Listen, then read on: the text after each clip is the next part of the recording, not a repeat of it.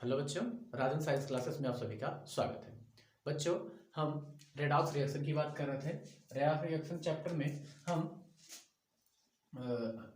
Reduction, oxidation,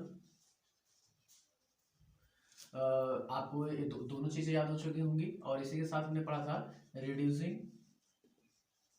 agent और आपका oxidising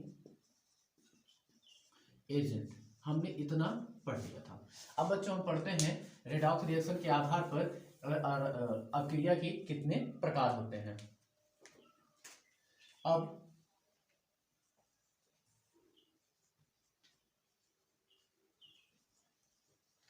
ऑक्सीकरण,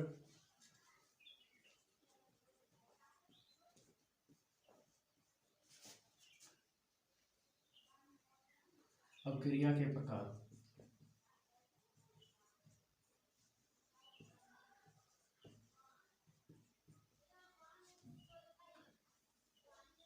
जिसको बच्चों इंग्लिश में बोलते हैं टाइप्स ऑफ रेडॉक्स रिएक्शन। ठीक है, इसे कहते हैं टाइप्स ऑफ रेडॉक्स रिएक्शन। बच्चों अगर इसकी बात करें, टोटल 4 प्रकार की होती है, जिसमें से एक आपका है युग्म अपक्रिया, दूसरा है अपघटन अपक्रिया, तीसरा है वियोजन अपक्रिया और चौथा है असमानुपातन अपक्रिया। तो चलिए बच्चों हम वन बाय वन सबकी बात करते हैं। तो पहला है आपका योग अपक्रिया। योग, जिसको बोलते हैं एडिशनल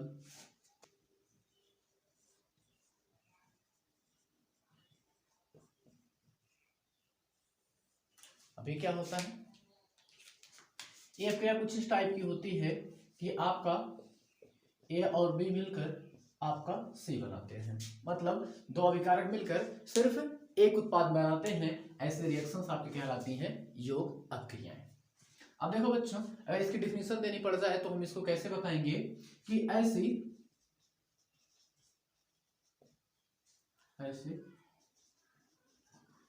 रेडॉक्स रिएक्शन जिसमें दो अभिकारक मिलकर, दो या दो से अधिक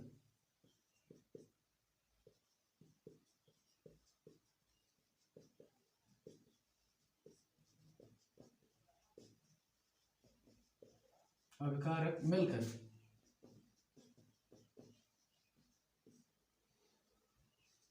एकल उत्पाद का निर्माण करते हैं,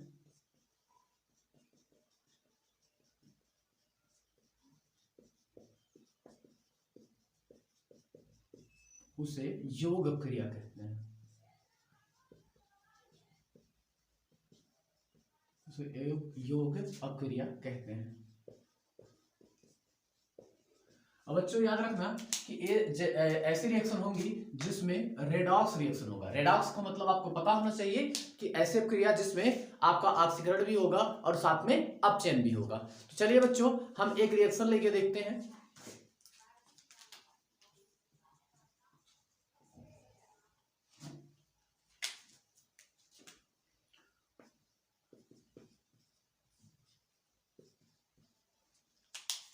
अब देखिए बच्चों, यहां पर देखिए, अब हम इसमें कैसे कह सकते हैं कि देखिए यहाँ पे दो अभिकारक मिले और एक उत्पाद बना है। कार्बन और ऑक्सीजन मिलकर क्या बना रहे हैं, कार्बन डाइऑक्साइड। लेकिन बच्चों यहाँ पर होना चाहिए कि वो रेडॉक्स रिएक्शन हो, यानी कि ऑक्सीकरण भी होना चाहिए और अपचयन भी होना चाहिए। तो आपको दोनों चीजें पता होनी चाहिए कि अगर किसी इलेक्ट्रॉन की कमी हो रही है तो वहां पर आपका क्या होगा, ऑक्सीकरण, और जहां पर इलेक्ट्रॉन की अधिकता होगी वहां पर क्या होगा, आपका अपचय। तो चलिए हम चेक कर लेते हैं। आप जानते होंगे कि किसी हमेशा अगर कोई भी तत्व, कोई भी तत्व अगर अपने मूल रूप में है तो उसका ऑक्सीडेशन स्टेट क्या होता है, जीरो। इसका भी ऑक्सीडेशन स्टेट क्या होगा, जीरो। लेकिन अगर यहां पर निकाले तो देखो, यहां पर अगर ऑक्सीजन की बात करेंगे तो यहां पर -2 आएगा, और अगर इसकी बात करेंगे तो +4 आएगा। यहाँ पर देखिए +4 आएगा और यहाँ पर -2 आएगा। तो चलिए बच्चों हम यहाँ पर देख लेते हैं कि यहाँ पर किसमें क्या हुआ। तो देखिए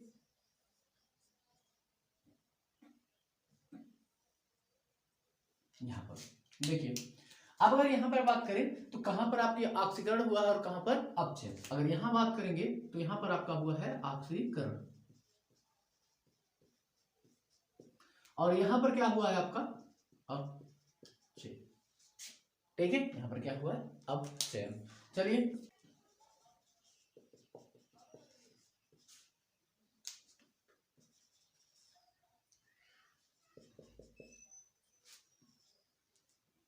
ठीक है, ऐसा रिएक्शन होगा। चलिए हम देख लेते हैं, यहाँ पर किस फॉर्म में है, जीरो में, ये भी किस में होगा, जीरो में। लेकिन यहाँ पे अगर हम बात करेंगे तो यहाँ पे हम निकाल लेते हैं। पहले हम नाइट्रोजन का निकाल लेंगे, नाइट्रोजन का कितना होगा यहाँ पर, तो देखिए Mg3N2, जिसको निकालना उसको क्या मानेंगे हम हमेशा, x मानेंगे, x, तो 2x प्लस यहाँ पर आपका कितना हो जाएगा, +2 × 3, तो 3 दूनी 6, तो 2x बराबर 6 प्लस -6, और यहाँ पे x बराबर आपका कितना आ जाएगा, -3, तो यहाँ पर इसका कितना आ गया, -3। अब इसका -3 आ गया, तो अगर यहाँ पे इसका निकालेंगे तो देखो यहाँ पर आपका ये आ जाएगा +2, यहाँ पे क्या आ जाएगा +2।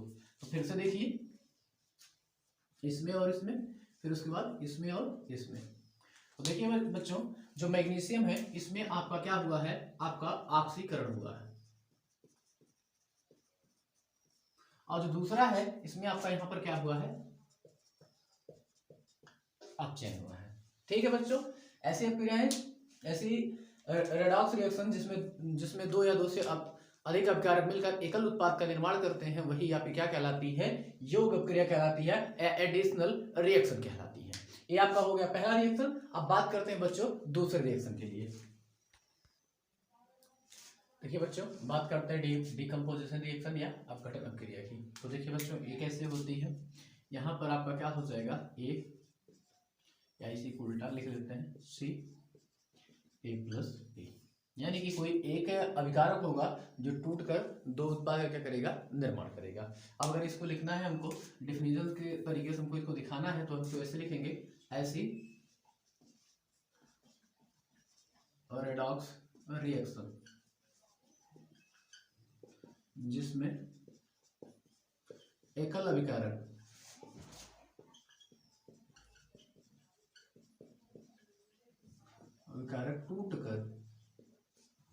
एकल अभिकारक टूटकर दो या दो से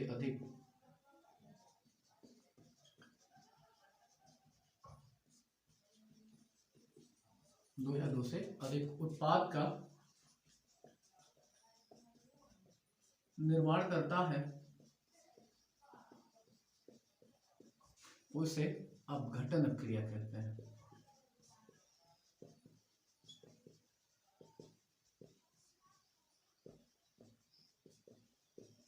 उसे हम क्या कहते हैं, अपघटन अपक्रिया कहते हैं। तो देखिए बच्चों, अगर इसकी बात करते हैं तो जैसे मान ये आपका H2O, ये टूटेगा H2 + O2 में, यहाँ पर इतने में टूट जाएगा आपका। देखिए अगर हम इसको अब, क्योंकि हम जानते हैं कि ये क्या हो रहा है आपका, यहाँ पर इसमें भी आपका एक रेडॉक्स रिएक्शन हो रहा है, यानी कि ऑक्सीकरण भी होगा और साथ में अपचयन भी होगा। इसको भी हम चेक कर लेते हैं। तो देखिए बच्चों, जब इसको चेक करेंगे तो अगर यहाँ पर हम इसका ऑक्सीडेशन स्टेट निकालें तो इसका आएगा -2, और अगर इसका निकालेंगे तो इसका आएगा +1। तो चलिए अगर हम यहाँ पे बात करते हैं तो इसकी ऑक्सीडेशन स्टेट जो होगी यहाँ पर 0 होगी, और इसकी भी ऑक्सीडेशन स्टेट यहाँ पे क्या होगी, 0 होगी। तो देखिए यहां से यहां और यहां से यहां, ठीक है। अगर यहां पर देखिए बात करेंगे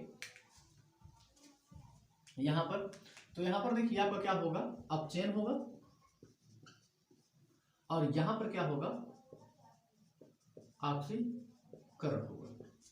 यहाँ पे अपचयन होगा और यहाँ पर क्या होगा, ऑक्सीकरण, KClO3। अब इसका डिकम्पोजिशन करवा देते हैं, इसको भी तोड़ देते हैं, तो यहाँ पे बनाएगा KCl प्लस यहाँ पे आ जाएगा O2।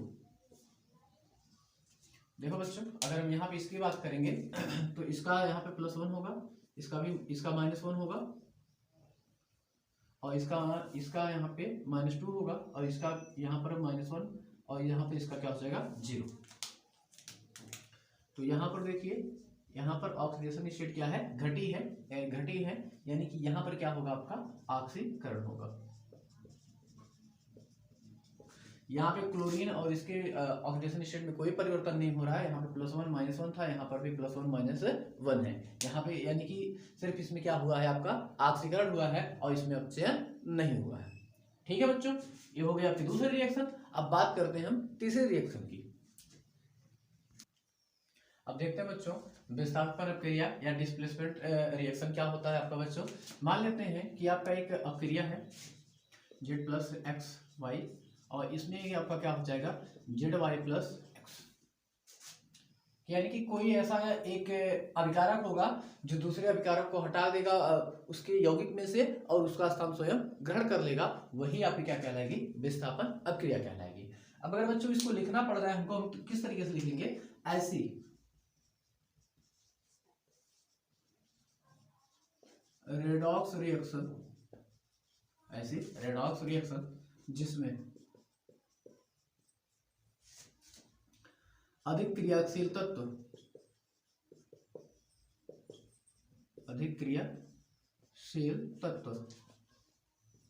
कम क्रियाशील तत्व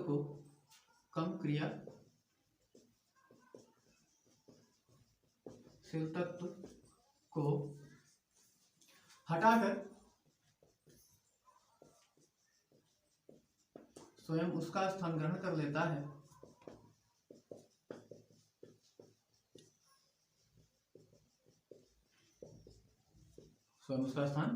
लेता है, ऐसी अपक्रिया को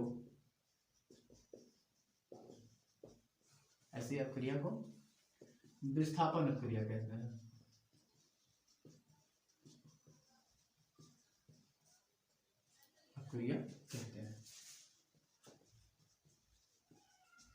और जो बच्चों ये अपक्रिया होती है ये आपका दो टाइप का होता है, एक धातु विस्थापन होता है, एक अधातु विस्थापन होता है। पहले हम इसका एग्जांपल देख लेते हैं।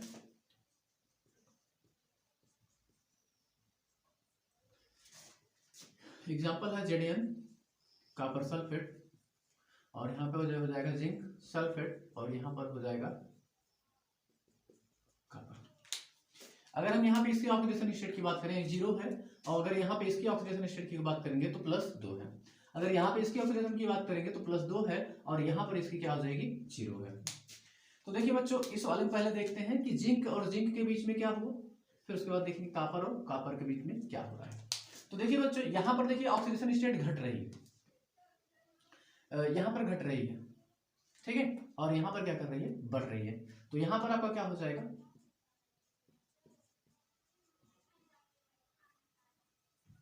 यहाँ पर आपका हो जाएगा अपचयन और यहाँ पर आपका हो जाएगा ऑक्सीकरण।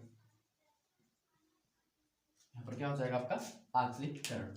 अब देखिए बच्चों हमने जैसा कहा कि ये अपक्रिया भी कितने प्रकार की होती है, 2 प्रकार की होती है। एक है आपका मेटल डिस्प्लेसमेंट यानी कि धातु विस्थापन,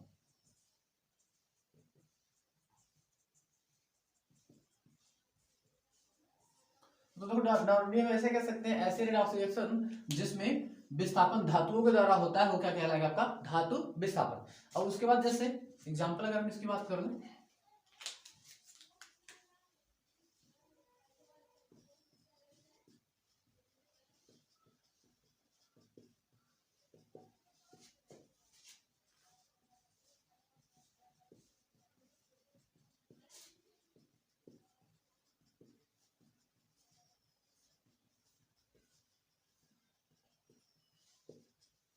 उसे धातु विस्थापन कहते हैं। जैसे आपका Zn+HCl और यहाँ पे हो जाएगा ZnCl2+H2। यहाँ पर देखिए बच्चों इसका ऑक्सीडेशन स्टेट 0 है, यहाँ पर लेकिन +2 है। यहाँ पर देखिए इसकी ऑक्सीडेशन +1 है, इसकी -1 है, यहाँ पर भी ये -1 होगा और यहाँ पे क्या होगा 0 होगा। तो यहाँ पे देखिए क्लोरीन हर जगह सेम है, यानी कि हम देखेंगे पहले जिंक और जिंक के बीच में, फिर देखेंगे हाइड्रोजन और हाइड्रोजन के बीच में। यहाँ पर देखिए ऑक्सीडेशन स्टेट बढ़ रही है तो यहाँ पर क्या होगा आपका अपचयन और यहाँ पर क्या होगा आपका ऑक्सीकरण, ठीक है। अब देखिए आधातु विस्थापन क्या होता है आपका, दूसरा है आपका आधातु विस्थापन। ऐसी विस्थापन अपक्रिया जिसमें हाइड्रोजन और ऑक्सीजन, हाइड्रोजन और ऑक्सीजन विस्थापित होता है, उसे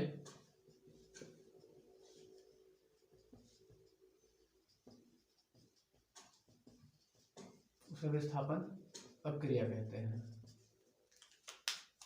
अब देखिए जैसे H2O, यहाँ पे हो जाएगा CaOH2 का होल ट्वाइस और यहाँ पर हो जाएगा H2, तो इसको यहाँ पर 2 से क्या कर दो गुणा।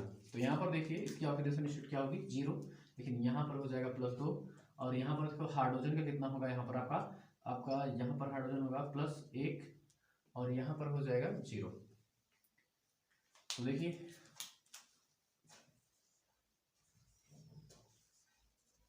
यहाँ पर क्या हुआ आपका ऑक्सीकरण और यहाँ पर क्या हो जाएगा आपका अपचय। ठीक है बच्चों, ये आपके हो गए विस्थापन अपक्रिया।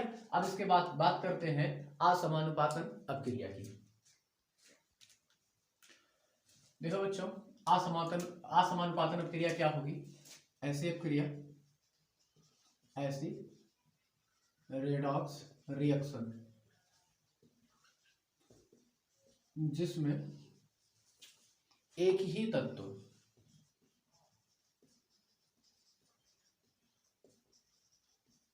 कम से कम 3 ऑक्सीकरण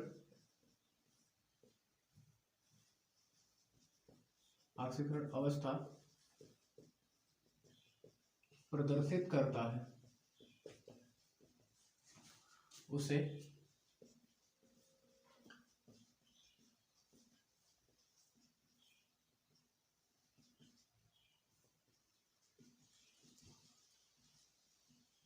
अपक्रिया कहते हैं।